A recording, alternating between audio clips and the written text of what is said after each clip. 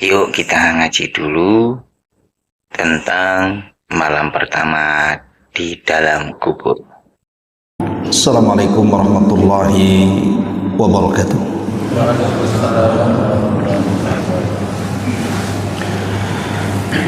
Alhamdulillah.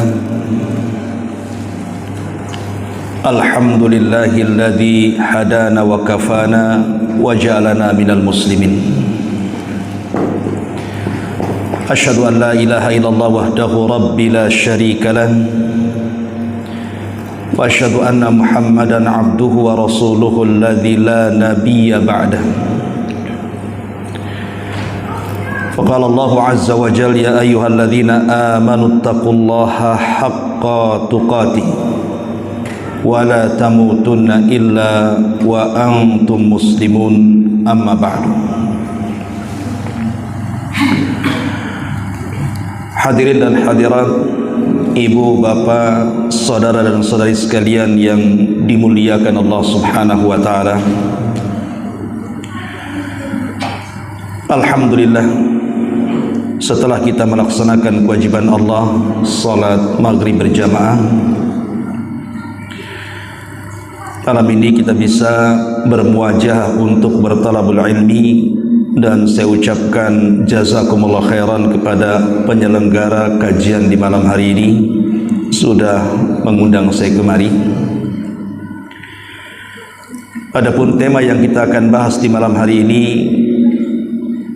tema seputar kematian. Ma'asyiral muslimin rahimakumullah. Untuk memulai tema ini saya akan membacakan sebuah syair.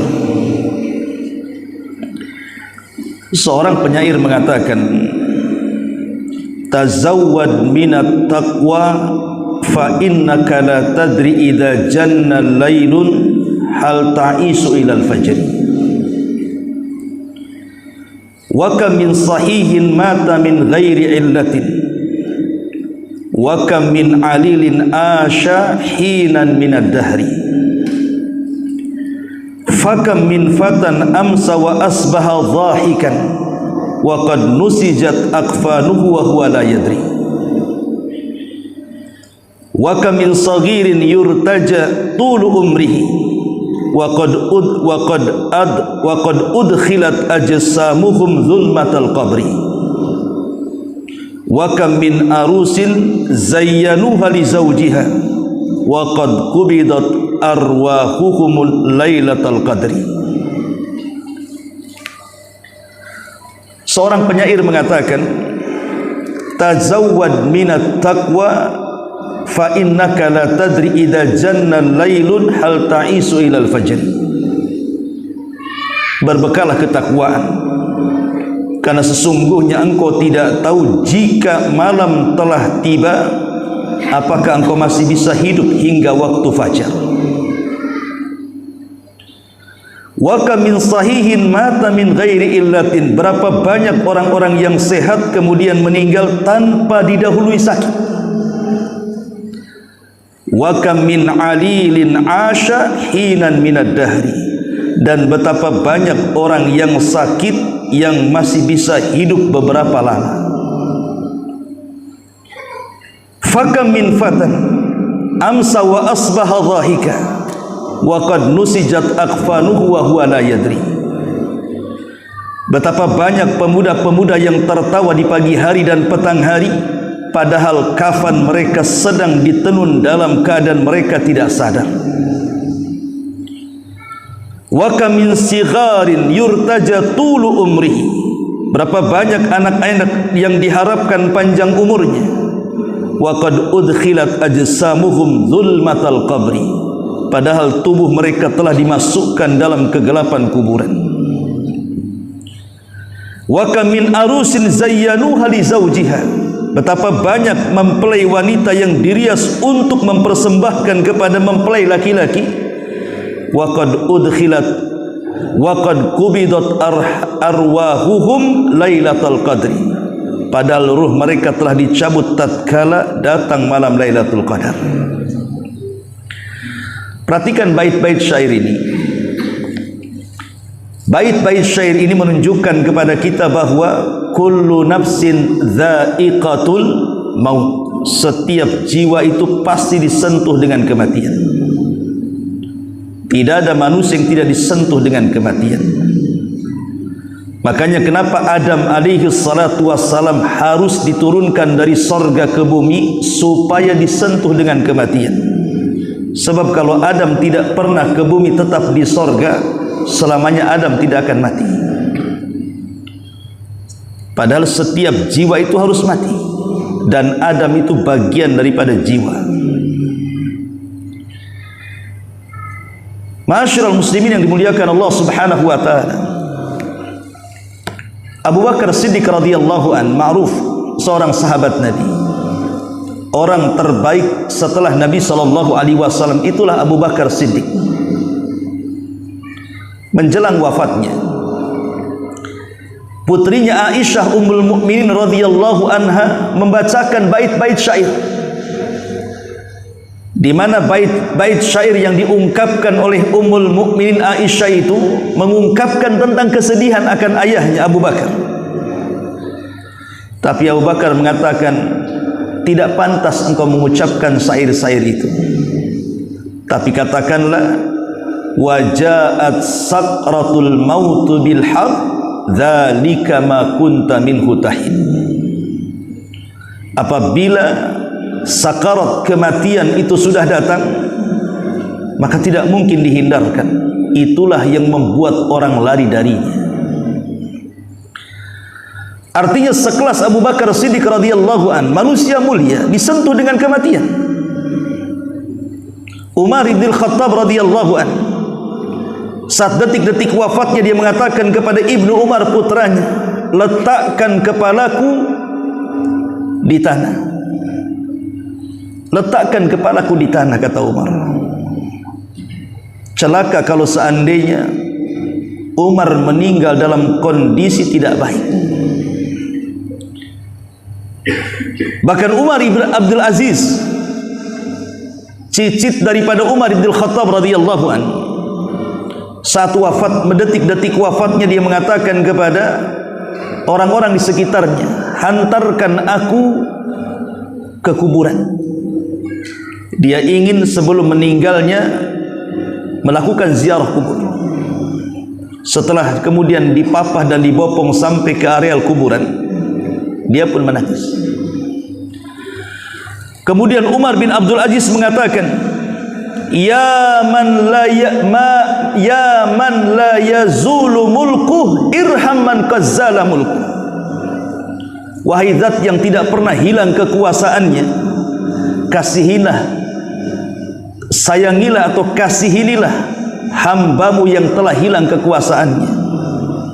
Wahai zat yang tidak pernah hilang kekuasaannya, sayangilah kepada zat yang telah hilang kekuasaannya.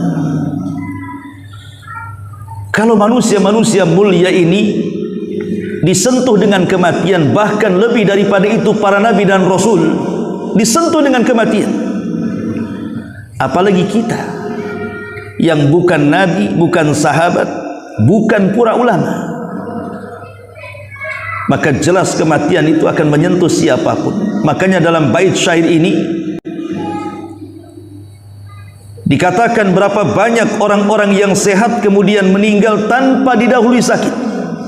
Tapi betapa banyak orang-orang sakit juga tidak mati-mati, justru diberikan usia panjang pula dia. Terlihat di masyarakat kan ada orang yang menjaga orang sakit. Anggaplah orang sakit ini stroke berkepanjangan, tidak sembuh-sembuh. Yang menjaga lebih mati duluan dibandingkan yang dijaga. Dan itu banyak tuh. Makanya di sini dikatakan betapa banyak orang yang sehat kemudian meninggal tanpa didahului sakit, tetapi banyak orang sakit tak mati-mati pula dia. Karena memang sakit itu bukan tanda kematian. Ingat, sakit itu bukan tanda kematian. Walaupun umumnya kematian itu diawali sakit, tapi sakit bukan tanda kematian. Banyak orang sehat mati dan orang sakit pula lama matinya. Atau dikatakan fakam min fata amsa wa asbaha dhahikan wa qad nusizat akfanuhu wa huwa la yadri. Berapa banyak pemuda-pemuda yang tertawa di pagi hari, tertawa di petang hari, dia tidak sadar kain kapan sudah ditenun kepadanya. Saya teringat waktu corona kemarin, saya ingat ada satu kawan itu, orangnya suka olahraga di pagi hari, suka lari, sehat jasadnya itu. Tiba-tiba kemudian ketika pemerintah mewajibkan vaksin, divaksin dia, vaksin pertama, malamnya demam, besoknya pula mati. Padahal dia lebih sehat dibandingkan saya. Saya jarang olahraga, dia suka olahraga. Dan dia pantang makanan-makanan sembarang masuk. Padahal paginya ngobrol dengan saya itu, ngopi juga di warung itu. Besok pula dia sudah dikafani. Inna lillahi wa inna ilaihi raji'un. Wa kam min sigharin yurtaja tulu umrihi wa qad udkhilat ajsamuhum zulmatal qabri. Bahkan anak-anak, bayangkan, baru lahir, harusnya dia akan panjang umurnya karena dia baru lahir. Harusnya orang-orang yang sudah tua, nenek-nenek, kakek-kakek, itulah yang mati duluan. Tapi betapa banyak anak-anak kecil yang diharapkan panjang umurnya, rupanya mereka lebih dulu dimasukkan kuburan dibandingkan kakek neneknya. Itulah kullu nafsin dha'iqatul maut. Kematian itu menyentuh siapa saja, mau bayi, mau anak remaja, mau orang dewasa, mau orang tua. Kematian akan menyentuh siapapun yang memiliki jiwa, karena setiap jiwa itu disentuh dengan kematian. Pertanyaan pun muncul, kenapa Allah subhanahu wa ta'ala menciptakan kematian? Apa hikmah di balik kematian itu? Yang pertama, hikmah di balik kematian itu, Allah ingin menunjukkan qudratuhu, kekuasaannya, bahwa dia bisa saja menghidupkan dan mematikan. Di mana di antara kuasa Allah subhanahu wa ta'ala ketika menciptakan manusia, mulai dari lemah, bayi lahir itu lemah, kemudian mulai menguat sampailah kuat sekali. Tapi setelah di atas kekuatannya, dia akan melemah kembali, dan seperti anak-anak, dan disentuh dengan kematian. Itulah kuasa Allah bagi manusia, bahwa manusia itu ada batas usianya. Orang kalau sudah tua tidak mungkin awet tua. Pasti yang namanya tua itu ada limitnya. Lah limit tua itulah kematian namanya.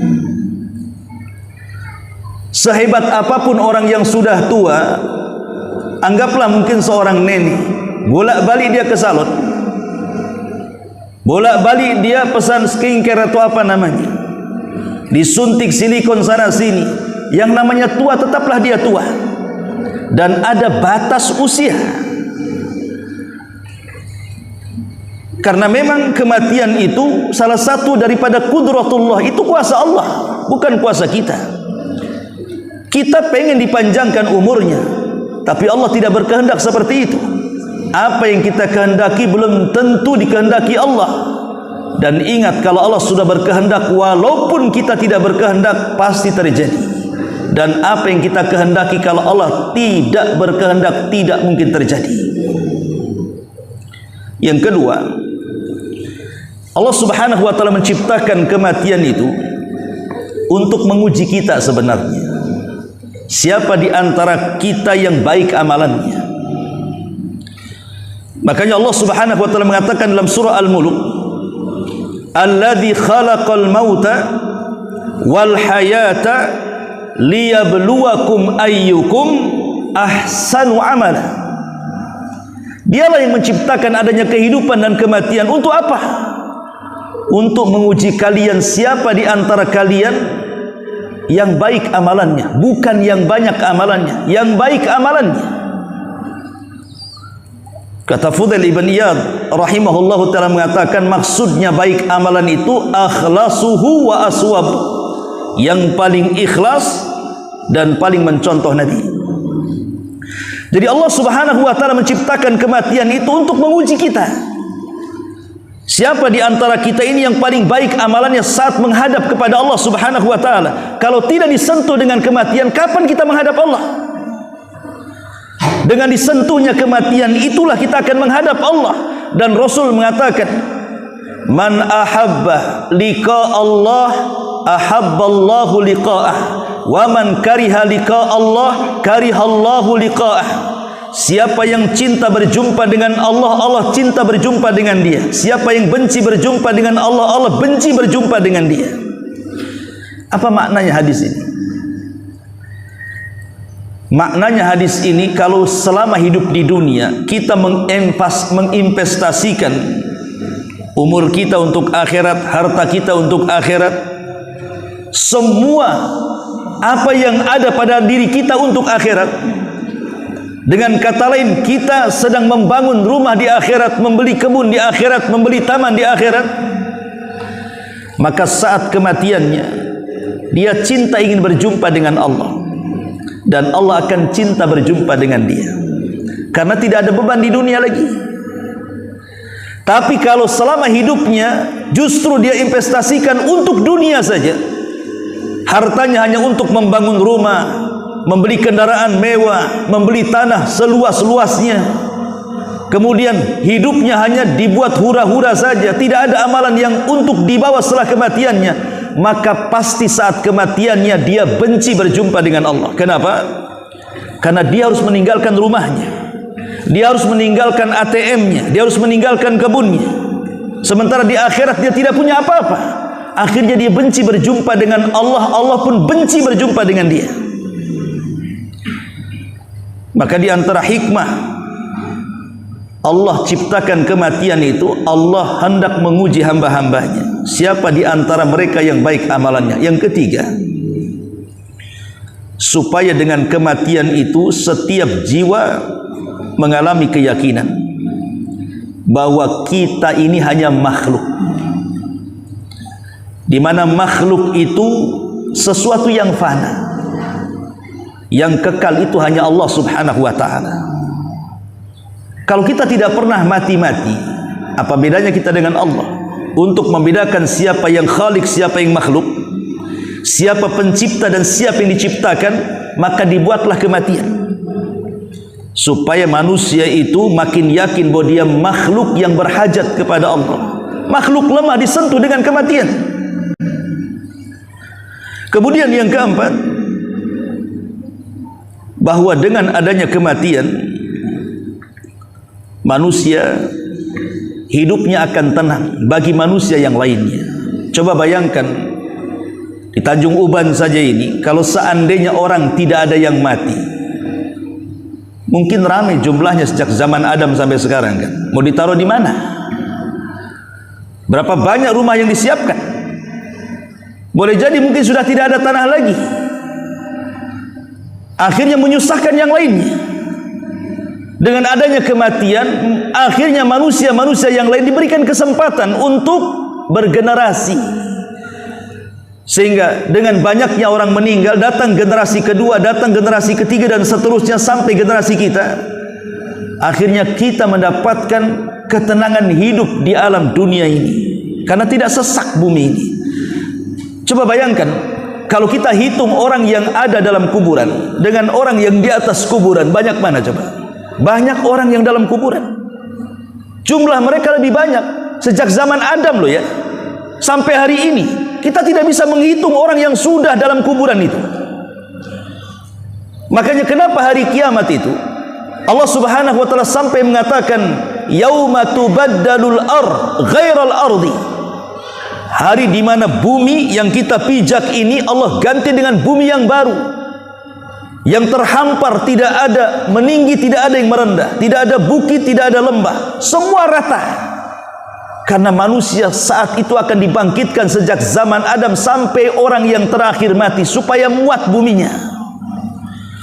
Kalau sekarang seandainya Allah bangkitkan manusia dalam kondisi bumi yang sekarang, mau diletakkan di mana manusia itu? Saking banyaknya. Maka dengan kematian ini, maka menjadikan manusia tenang, tidak sesak, tidak berdesak-desakan. Dan itu hikmah dan kuasa Allah Subhanahu wa ta'ala. Kemudian yang terakhir, dengan adanya kematian ini juga bisa mengurangi kepenatan hidup seorang muslim.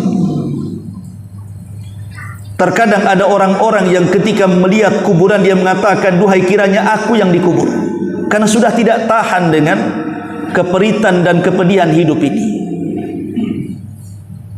Sampai ada satu kisah itu Pekanbaru, tiba-tiba ada seorang laki-laki gantung diri. Kemudian setelah masuk koran dan diinterogasi keluarganya, apakah dia punya musuh? Rupanya tidak. Apakah dia dibunuh? Rupanya tidak. Dia hanya gantung diri saja. Rupanya gara-gara punya hutang kulkas belum dibayar, katanya. Ditagih, stres, akhirnya gantung diri. Coba masalah kulkas bisa gantung diri. Entah benar beritanya, entah salah, tapi yang jelas gara-gara hutang orang bisa gantung diri. Ini laki-laki bukan perempuan loh ya. Kalau yang laki-laki saja sudah seperti perempuan putus asa, macam mana pula perempuan yang mengikuti perasaannya? Laki-laki kan mengikuti akal harusnya. Dia berpikir, masa harus gantung diri gara-gara kulkas? Jadi ada orang-orang yang kemudian memilih mati dibandingkan hidup di zaman sekarang ini. Tapi bagi seorang mukmin, kematian itu nikmat bagi mereka, bukan hal yang menakutkan. Dan itu pula yang ditunggu-tunggu mereka. Karena dengan kematian itu minimalnya kepenatan hidup di dunia menjadi lapang. Ada 12 kabar gembira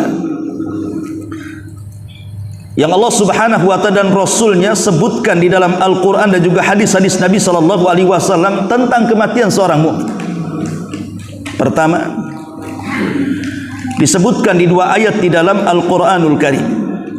An-Nahl ayat 32 dan Fussilat ayat 30. Dalam surah An-Nahl 32 Allah mengatakan, alladzina tawaffahumul malaikatu tayyibina yaquluna salamun alaikum udkhulul jannah bima kuntum ta'malun. Orang-orang yang diwafatkan dalam keadaan baik, maksudnya orang yang beriman, diwafatkan dalam kondisi baik oleh para malaikat, maka malaikat akan berkata kepada mereka, salamun alaikum, keselamatan bagi kalian, masuklah kalian ke dalam sorga disebabkan karena perbuatan kalian di dunia. Jadi kalau kematian seorang mukmin disambut baik para malaikat. Dan Allah mengatakan dalam surah Fussilat 30-nya, innalladzina qalu rabbuna Allah thumma istaqamu tatanazzalu alaihimul malaikatu alla takhafu wa la tahzanu wa abshiru bil jannati allati kuntum tu'adun. Orang-orang yang mengatakan Rabb kami Allah, kemudian istiqomah dengan kata-katanya. Artinya istiqomah dengan kata-kata Rabb kami Allah. Setiap yang Allah perintahkan kita laksanakan, setiap yang Allah larang kita tinggalkan, setiap yang Allah halalkan kita nikmati, setiap yang Allah haramkan kita jauhi. Istiqomah dengan 4 perkara itu. Maka saat detik-detik wafatnya, maka malaikat akan datang. Ingat bahwa ketika orang meninggal, yang datang itu bukan satu malakul maut saja, tidak. Dan malakul maut itu bukan satu, jumlahnya banyak.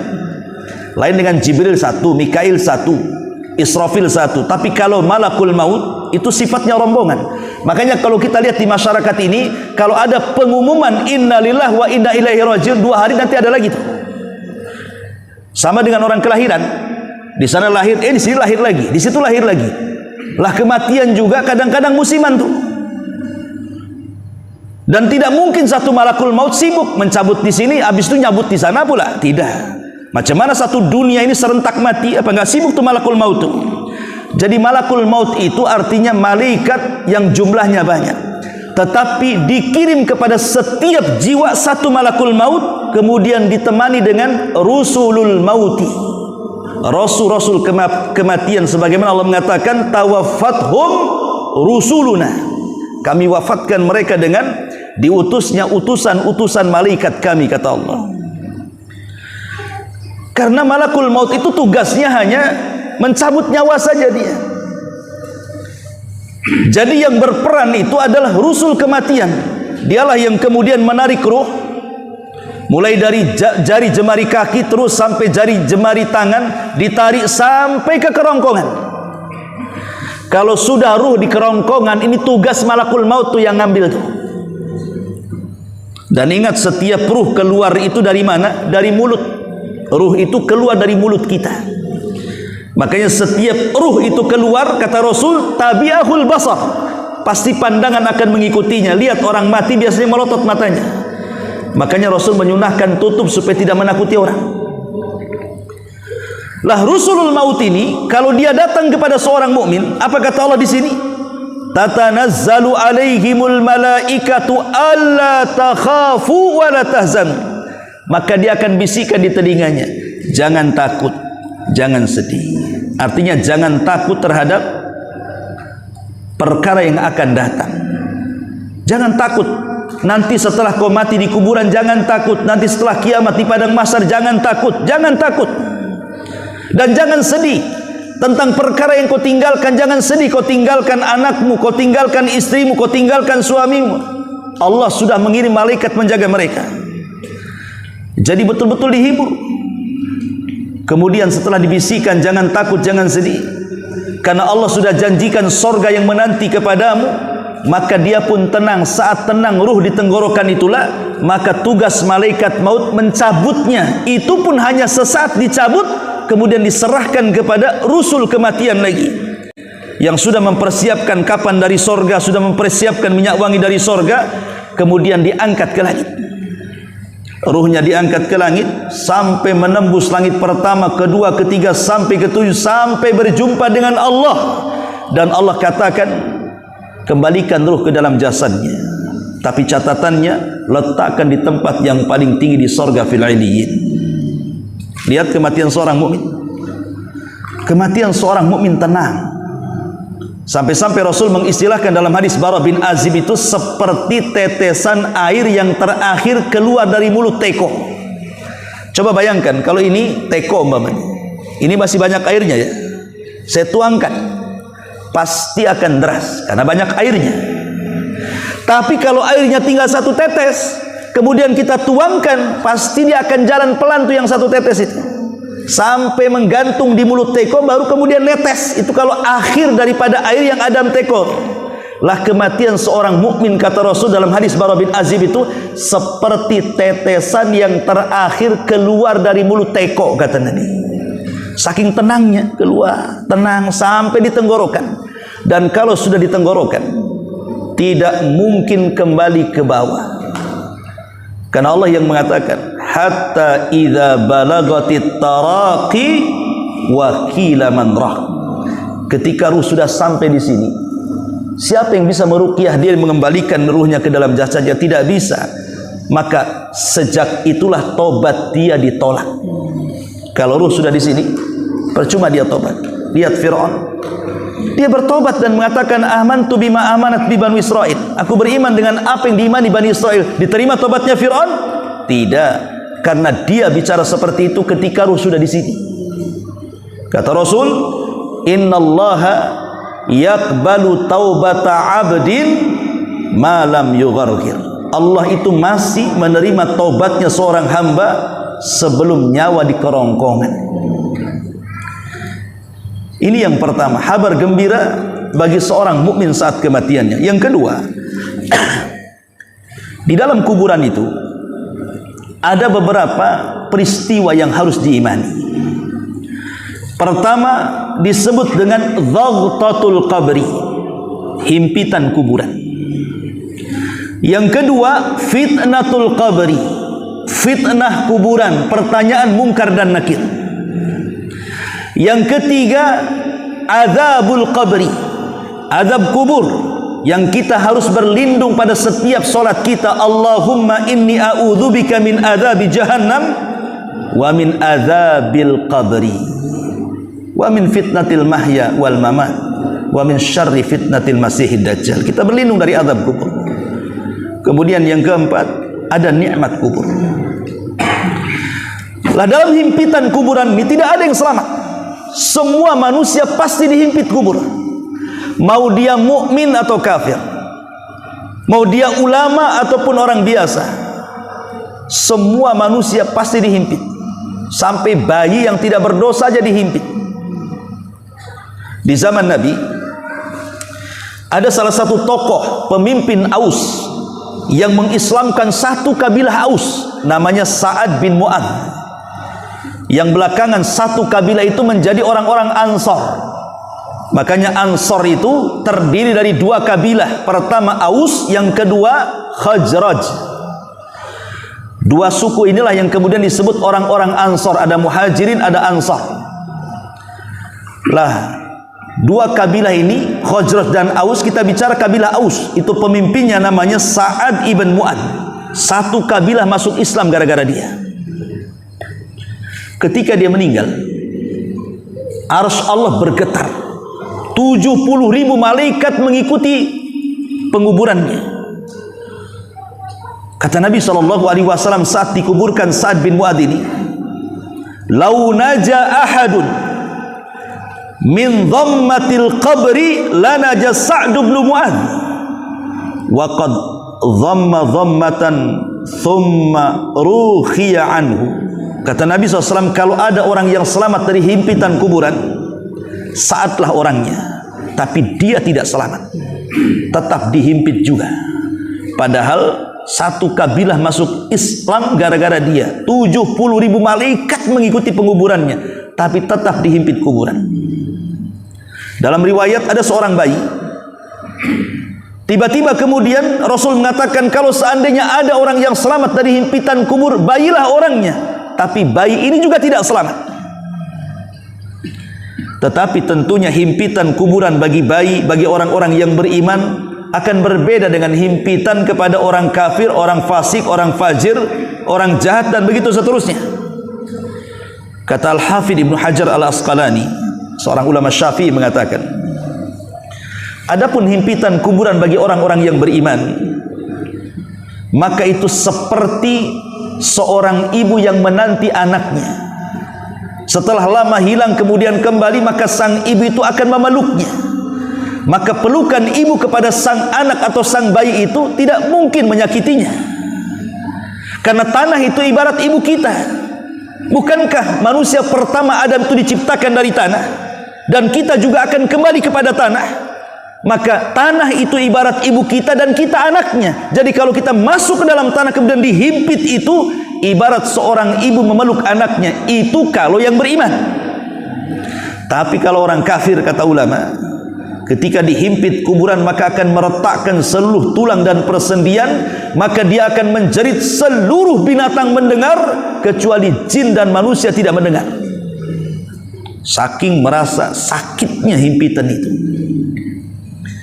Tapi bagi orang yang beriman, himpitan itu sebuah nikmat, karena dipeluk seperti seorang ibu memeluk bayinya. Ini yang kedua. Yang ketiga, orang-orang yang beriman apabila terjadi fitnah kubur. Fitnah kubur itu soal al-malakaini, soalan dua malaikat Munkar dan Nakir. Itu disebut fitnah kubur artinya. Man rabbuk, siapa Rabb? Man nabiyuk, siapa nabi? Madinuk, apa agamamu? Itu namanya fitnah kubur. Orang-orang yang beriman, maka Allah Subhanahu wa ta'ala akan berikan kemantapan jawaban. Jadi Allah yang memantapkan jawabannya, bukan kita yang memantapkan. Allah sendiri yang memantapkan. Dan itu disebutkan dalam surah Ibrahim 27. Yuthabbitullahu alladzina amanu bil qawli tsabit fil hayati dunya wa fil akhirah wa yudhillullahu adh-dhalimina wa yaf'alullahu ma yasha. Allah akan meneguhkan iman orang-orang yang beriman dengan ucapan yang mantap. Jadi Allah sebagai pelakunya, Allah akan meneguhkan, Allah yang akan menguatkan jawabannya. Karena sekalipun anda ini di dunia kalau ditanya siapa Rabbmu, kalau orang Islam tentu lantang mengatakan Allah Rabbku. Siapa nabimu? Orang Islam pasti lantang mengatakan Muhammad nabiku. Apa agamamu? Tengok KTP saya, buta ya, Islam. Di dunia kita bisa saja mudah menjawab, tapi di akhirat mampu kita jawab soalan-soalan yang sudah kita tahu pertanyaan dan jawabannya? Belum tentu. Karena yang memantapkan jawaban itu bukan kita, tapi Allah yang memantapkan jawaban. Dan itu hanya diberikan kepada orang-orang yang beriman saat kematiannya. Ini yang ketiga. Yang keempat, Allah lancarkan jawabannya. Bukannya dimantapkan, tapi lancar dia menjawab. Sebagaimana hadis Bara bin Azib radhiyallahu an, wa ya'tihi malakani, maka akan datang dua malaikat kepadanya, fayujlisanihi, maka akan didudukkan oleh keduanya, fayakulani lahu, maka keduanya akan berkata kepada orang ini, man rabbuk, siapa Rabbmu? Fayakul, maka dia mengatakan, Rabbi Allah, Rabbku Allah. Fayakulani lahu, keduanya akan mengatakan, ma dinuk, apa agamamu? Fayakul, maka dia mengatakan, dinil Islam, agamaku Islam. Fayakulani lahu, keduanya juga akan mengatakan, ma hadar rajul alladhi bu'itha fikum, kenal enggak orang yang diutus Allah kepada engkau ini? Maka dia mengatakan, ya huwa Rasulullah, dia adalah Rasulullah Muhammad sallallahu alaihi wasallam. Fayakulani lahu, maka dua malaikat berkata lagi, wa ma yudrik, apa yang kau ketahui? Kemudian dia mengatakan, qara'tu kitab Allah, aku membaca Al-Quran, fa amantu bih, aku beriman dengan Quran, wa saddaqtu, dan aku juga membenarkan Quran. Maka ketika itu Allah mengatakan, ang sadaq wa abdi, hambaku telah benar. Lihat, lancar jawabannya. Kita saja kalau ada orang yang lancar jawabannya, memang orang ini cerdas, ya. Maka Allah berikan kecerdasan, kelancaran jawaban. Tapi tidak semua orang mampu lancar dalam jawaban. Ada orang yang dibentak malaikat, siapa Rabbu, dia tidak bisa berkata-kata kecuali mengatakan, la adri, aku tidak tahu, aku tidak tahu. Qultu kama qalan nas wa fa'altu kama fa'alan nas, aku hanya mengatakan mendengar manusia ngomong begini, aku ikut ngomong begitu. Ada orang yang tidak sanggup, padahal di dunia lancar tuh dia, paham tuh antara soalan dan jawaban, tapi ketika ditanya mungkar nakir tak bisa pula magap-magap dia. Ya, karena itu semua taufik dari Allah subhanahu wa ta'ala. Makanya kenapa kalau kita ini sedang mengantarkan jenazah ke kuburan, orang yang dikubur itu cuma perlu 3 dari kita. Pertama, dia perlu ampunan dosa-dosanya, maka kita katakan, ya Allah ampuni dosa orang ini. Yang kedua, orang yang dikubur itu perlu kasih sayang Allah, karena kalau bukan kasih sayang Allah, dia tidak akan selamat. Maka kita katakan, Allahumma arhamhu, ya Allah rahmati orang ini. Yang ketiga, dia perlu kemantapan jawaban. Makanya kita yang mengantarkan jenazah meminta kepada Allah, Allahumma tsabbithu, ya Allah tetapkan jawabannya. Itu sunnah orang mengantarkan jenazah itu. Jangan mengantarkan jenazah habis itu balik. Ya. Apa gunanya? Gunanya kita mengantarkan jenazah ke kuburan itu supaya sebelum pulang kita mendoakan 3 perkara. Ya Allah ampuni dosa orang ini, ya Allah rahmati orang ini, ya Allah tetapkan jawaban orang ini, baru kita balik. Itu yang dihajatkan orang yang mati. Nah ini kadang-kadang kita mengantarkan kuburan hanya gitu saja kan. Padahal tidak demikian, ada sunnahnya. Jangan langsung balik. Dekati kuburannya, ambil kepalan 3 tanah, kalau kita tidak sempat menguburkan, letakkan di atasnya, doa dengan 3 doa itu. Kan tidak lama. Ya Allah ampuni, gak apa-apa pakai bahasa Indonesia, apa salahnya? Allah tahu kok. Ya Allah ampuni orang ini, ya Allah rahmati orang ini, ya Allah tetapkan jawaban orang ini, kemudian pergi. Begitu sunnahnya. Ya. Ma'asyiral muslimin wal muslimat rahimakumullah.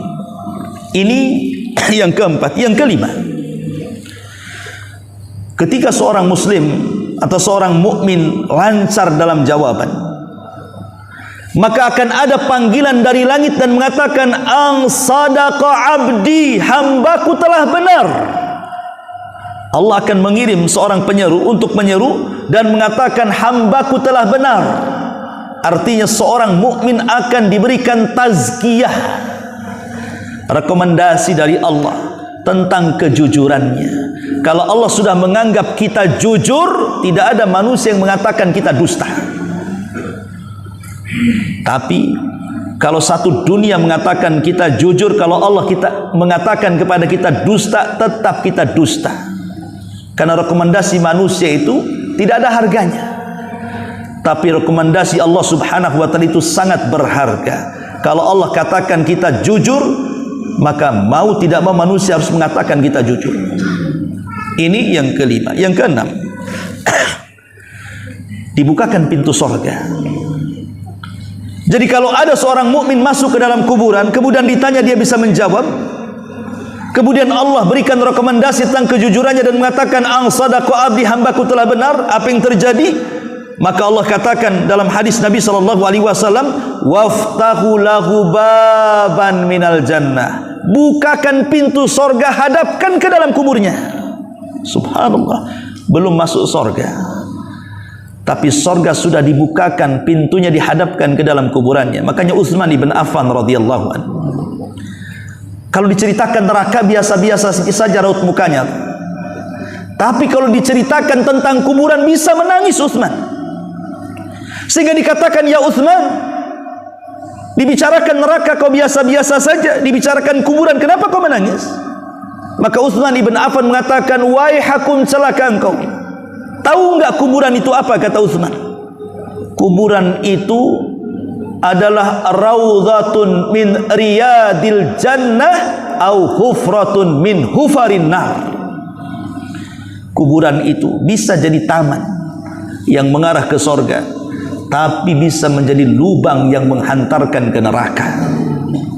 Kalau kita selamat di kuburan, maka selamat setelahnya. Kalau kita tidak selamat di kuburan, jangan harap selamat setelahnya. Makanya Utsman menangis ketika dibicarakan kuburan itu. Tetapi kalau di kuburan saja pintu surga sudah diarahkan, maka berarti ada kesempatan dia masuk ke dalam surga. Cukup sampai di situ. Yang kedelapannya, yang ketujuhnya, maka kuburan yang tadinya sempit, yang terjadi himpitan itu tiba-tiba diluaskan. Ada dua riwayat. Pertama riwayat Abu Hurairah, dan yang kedua riwayat Bara bin Azib. Riwayat Abu Hurairah mengatakan, "Tsumma yubsahu lahu fi qabrihi sab'una dhira'an fi sab'in." Jadi kuburan akan diluaskan itu sejauh 70 hasta kali 70 hasta. 70 hasta kali 70 hasta. Satu hasta itu dari sini ke sini, ini satu hasta namanya. Kalau di meter, setengah meter. Segini itu kan setengah meter kan? Ya. Kalau 70 hasta itu berarti 35 meteran kali 35 meter. Kuburan itu diluaskan.